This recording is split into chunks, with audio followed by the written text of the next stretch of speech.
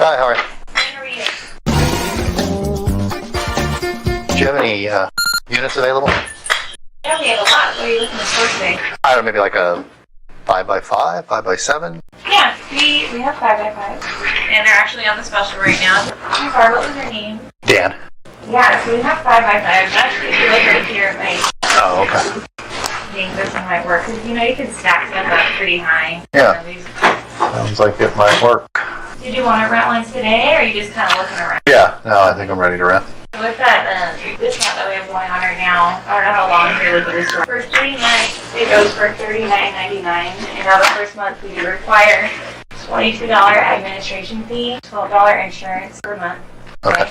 Now, if you have like renters insurance or homeowners, I'm just going to show you this minute. Okay. Yeah, if you have like homeowners or renters insurance, you just send it on over and then we won't charge you. Oh, okay. $12 a month. Okay. And it'll be $51. First month here. So the first month is with a $22 administration fee, $73. And then it goes to $51 with the insurance and then $39 if you have your own. Okay. Oh, right here. Yeah. Perfect. Close to the door. And this is 5 by what? This is a 5x5. Up there too. Okay. Yeah, that'll work. Easy, close to the door. I like that. Sorry, I'll just show you these really quick. Okay. So we have lights, and they're on a timer. Oh, okay. So 10 minutes, 20 minutes, 30 minutes, 60 minutes. Oh, nice. Okay. And then I just need your ID. Okay. And I'm just going to pay cash too. And then just your signature right Okay. there. Okay. $73. 73. There we go. $27. Now we're going to make your sign in. And here's your receipt. Okay. And you're all set. Oh, you know what I need to get? I need to get a lock because I got to put a lock on it. Let me get a lock, and I need a thing of tape. I guess just one of these little locks here. And then you got some boxes too. Yeah, I need 2 of these guys. I should have told you that before. And you do get 20% off. Oh, okay. Thank you very much. No problem. And then I'll take that company lock off for you. Oh, okay. Hello. Hi. Do you want to get this car? No, I already got it. She's just going to go take the lock off my unit. Oh, would you like me to take the lock off for Oh, you? sure. If you guys want to do it. Yeah, please, be my guest. Let's go. A pleasure. Come on in. Let me give you a ride right here. Please. We're just walking right here. Let me give you a ride, please. And we're like, Thank okay, let's do it. All right. So, sorry. Hold down, everybody. No, it's right there. It's right in that door. Oh! Oh, fuck. Okay, cool. I mean, like a funny movie. Team power. I thought that seemed, I don't know, maybe I was just missing something, yeah? All right. Yeah, it's right here. Okay. This guy. That guy right there. Perfect, thank you. Tell him I'll be my guest and be my next money. Thank you, Mario. Okay, have a good day. You made me walk back? You may- See you guys, thank you. Bye.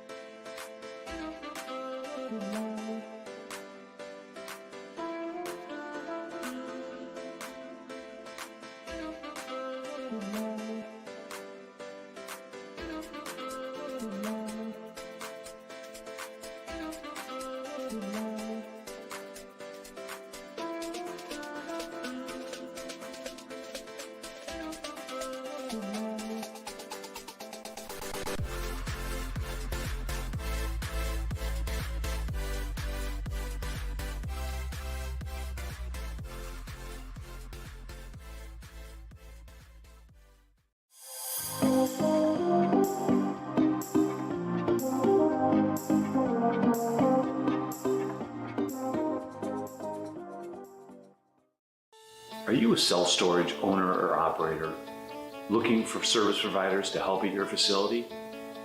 Well, the Storage Business Owners Alliance, also known as the SBOA, has you covered.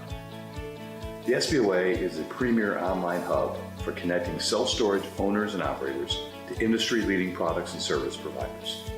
We provide one-stop shopping for your business with exclusive offers to save time and money. At the SBOA, we believe by coming together, we help owners and operators grow revenue, gain purchasing power, reduce expenses, improve efficiencies, and increase profitability. We also offer many resources such as our conferences and self-storage unlock webinars to help self-storage owners and operators gain the knowledge needed to become more competitive in the industry. To become an SBOA member or to find out more information, please visit www.thesboa.com today. We can't wait for you to join the Alliance.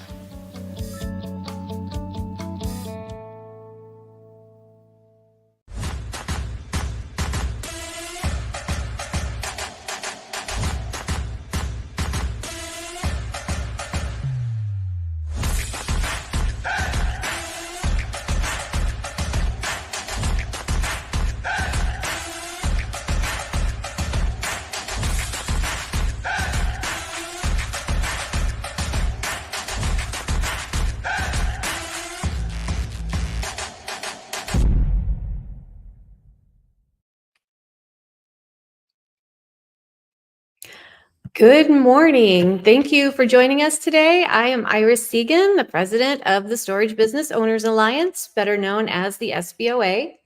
And I'm thrilled to be your host for this informative session today. Whether you're a seasoned self-storage professional or just starting out, understanding and leveraging local consumer reviews is really crucial in today's competitive landscape. Before I get started, I do have a few quick housekeeping items to share with you. If you have questions for the speakers today, please be sure to use that chat. I know some of you have already been telling us who you are and where you're from. That's great. Use that same chat area anytime you have a question throughout the session, and I will try to moderate those and jump in and get your questions answered live while we're here today. We do have the experts, so that's the best reason to join a live webinar and get those questions answered. If for some reason we don't get to your question or we can't answer it here, we have your email if you're a registered participant, and we will get back to you with those answers. Also, we'll be asking poll questions throughout the day. You'll see those pop up, and we'll put them in the chat. Please do take some time. We'll only take a second. They're A, B, C, D. Just answer those poll questions for us. It helps us to get to know you better. It also helps us to put together better webinars for you and make them more informative because we know you better. As always, I want to thank our member partners and panelists who help us put these webinars on and educate the industry. So a big shout out to Storage Reach and Storage Asset Management for helping us out today. In this webinar, we're going to dive into how local reviews do impact your self-storage business and explore effective strategies to harness that power. We're going to cover insights to what consumers are saying, how to respond to that feedback, and practical tips to enhance your reputation and attract more customers. So we have an expert lineup of speakers. They're ready to share some knowledge with you, answer your questions, and I'm going to go ahead and get started by introducing our host, Cale Levitt from Storage Reach. Hi, Cale, how are you? Good. Hi, Iris. How are you doing today? Thanks for having me. Thank you for coming. You want to tell the audience a little bit about you, who you are, and what Storage Reach does? Yeah, absolutely. Yeah, so my name is Kel Levitt. I am the CEO and co-founder of Storage Reach. My background, I started in self-storage about 10 years ago with Easy Storage Solutions. I was the vice president of marketing at Easy Storage, helped grow their marketing department from 5 clients to about 1,500 clients before the Storable acquisition. After the Storable acquisition happened, I moved over to the Storable team for a while and then left to pursue Storage Reach. Storage Reach is a automated system that helps facility owners to generate and manage Google reviews. The reason that I wanted to focus on this was when doing SEO for 1,500 clients, we really saw the power that reviews had on facilities. And I really felt like it was something that was needed and something that the industry could use. And that started Storage Reach. And here I am. That's awesome. And it's a fantastic service. I think you won't get any argument from anyone that That's the first thing we do when we're looking. We're looking at for a location on Google, and then the next thing we check is the reviews, right? So it Right. is a crucial element to this industry. Well, thank you for being here and hosting today. I'm going to take you off screen for a second and bring up Melissa. Melissa Stiles. How are you today, Melissa? Good. How are you doing, Iris? Great. Do you want to tell everyone a little bit about you and storage asset management? Sure. Thanks for having me. I'm Melissa Stiles, CMO for Storage Asset Management. We are a third-party property management company that only manages self-storage facilities. So we manage about 600 in 37 states across 107 different brands, and have been with Sam for 10 and a half years now. Awesome. Well, I'm going to bring Kale back up. I know you guys have plenty to talk about today. Yeah. Well, Awesome. Yeah. Yeah. Oh, sorry. Yeah, I just figured we can get started. When we were planning this webinar, we thought it'd be really interesting to kind of look at some survey data. What is called Bright Local, and Kyla, if you want to bring up those slides for us. Bright Local does a survey every year. It's called their Local Consumer Insight Survey, and they, have a large audience that they poll and get data from, and get asked questions to get data from on consumer reviews. Now, this survey isn't necessarily a storage-specific survey. I really thought it's interesting to go into how people understand, how people look at reviews, and how the entire world views reviews. I wanted to bring Melissa into this because last time we spoke, she had a lot of data from this survey, so I knew she was very familiar with it. Figured, with Sam, she has a lot of experience with it as well. So I thought it'd be awesome to kind of talk about. So we have that link there. Not sure if we can add it to the chat or not, Kyla, but it will allow you to kind of look at that survey. There's a lot of data in it, a lot of really interesting points that we're going to make. But we might not hit on everything as well. So there's some, if you want to read through it, it's really informative. I'm not sure if you have any thoughts on this survey, Melissa, but we can jump into it if not. Yeah, God. No, it's been great. And Bright Local's been putting it out. Just this isn't the first year. They've been putting it out for almost, I would think, 10 years now, I guess. So it's been really interesting to also see the trends. So if you look back, not only on this year's, but if you look back over the years and just understand how the reviews have transformed, it's pretty interesting. Right. Yeah, I think they started back in 2017, so they've been going about 7 years now. Yeah, you can see it's crazy the increase in reviews. When we were doing SEO, when I was doing SEO for a lot of clients, that was back 18, 19, and it was a big impact then. And I mean, the stats in this survey show just how much that's even increased in the last 5 years, just astronomical. So we can kind of just jump into kind of the main points that they make in this. I think the biggest thing that we want to talk about is just how often people are looking at reviews. It's something that a lot of facilities don't seem to focus on. The REITs focus on it. They do a really good job. And that kind of leaves a lot of the mom and pop facilities in the dust in that. And so with facilities, we found they don't focus on it enough. Well, 75% of consumers are always looking at reviews. They always checking reviews. They're always, whether they're looking on Amazon, whether they're looking for a restaurant, they're checking reviews. Only about 3% of people, Bright Survey says, or Bright Local says, don't actually even look at reviews at all, which is crazy to me. And about 80% of people actually use Google for that. Yeah. So, sorry. I was just going to make a few comments here. We talked about the number of percentage of reading reviews. And I think one thing to remember is that they're reading those reviews before they even go to your website or before they even call. So that is why I think the REITs and most storage operators are focusing on those reviews, because it is a way to get in front of that customer before they even land to your webpage, before they call your call center or call your store. So it's the impression that you're leaving to them. And I think the other thing with reviews is they're the new word of mouth, right?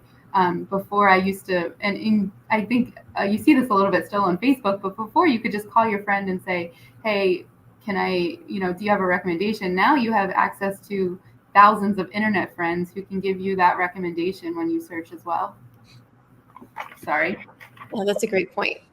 Yeah. I mean, I just kind of a real world example. This isn't necessarily storage either, but I think I shared this on the last time we were on a webinar too, but I was in Phoenix a few years ago and I left a review for a golf course. And about 6 months later, I got an email from Google that said that like 2,500 people had seen my review. I would not have told 2,500 people about this golf course. It was a positive experience. I left a great review. I don't know 2,500 people. So that's kind of where that word of mouth comes in as well, because I wouldn't have told 2,500 people. And really, it just kind of emphasizes that word of mouth because it gives you a lot bigger reach and a lot more contacts to make. Wow, to tell.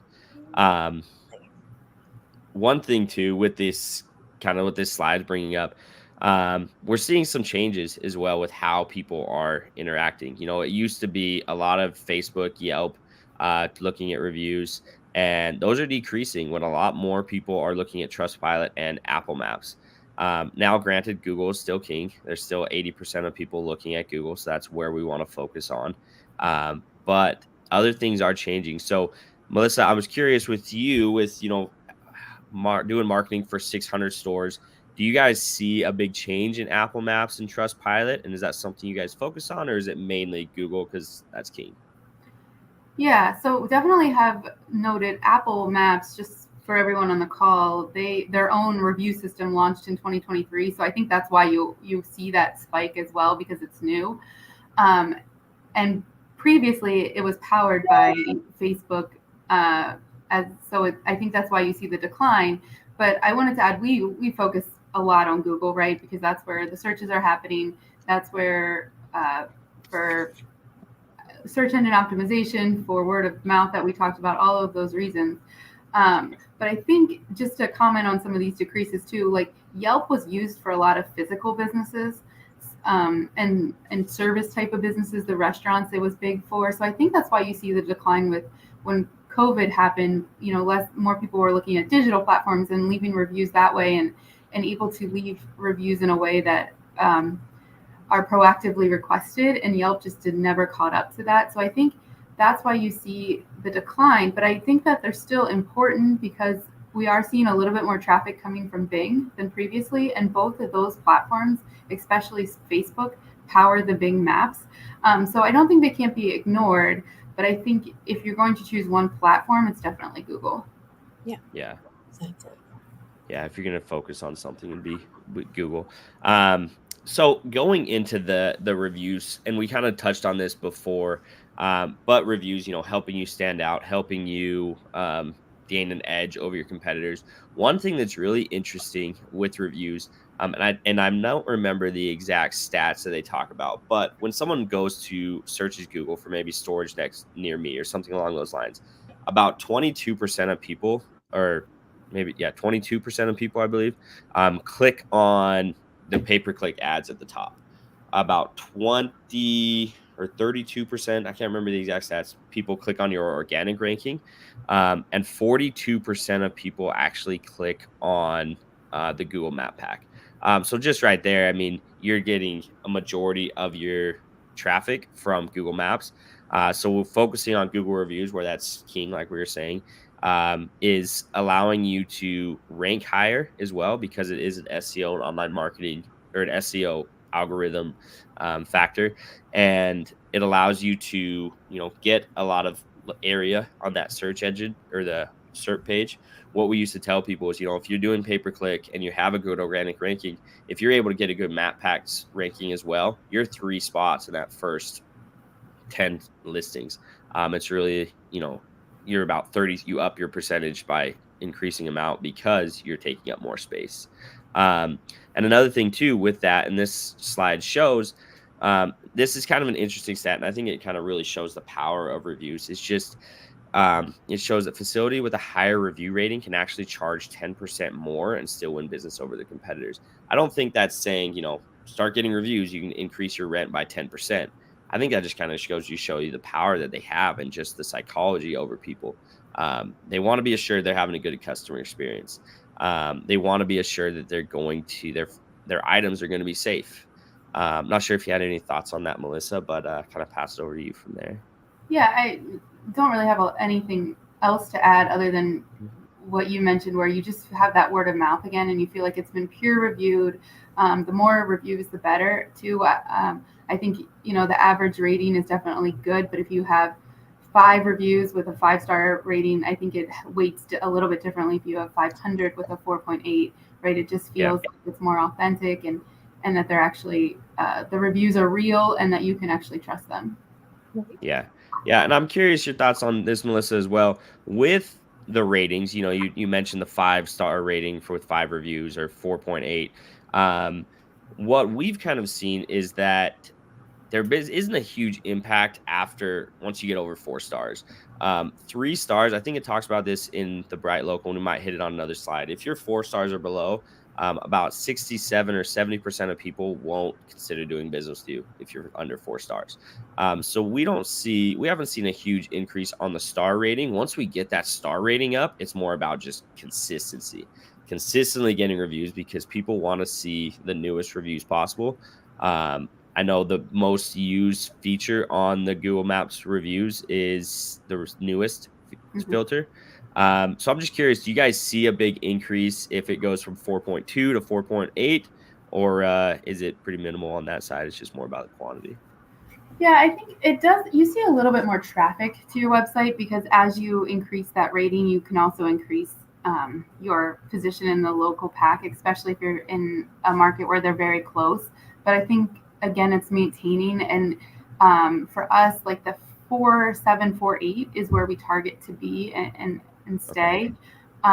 Because I think the 5-star, you're not going to make everyone happy.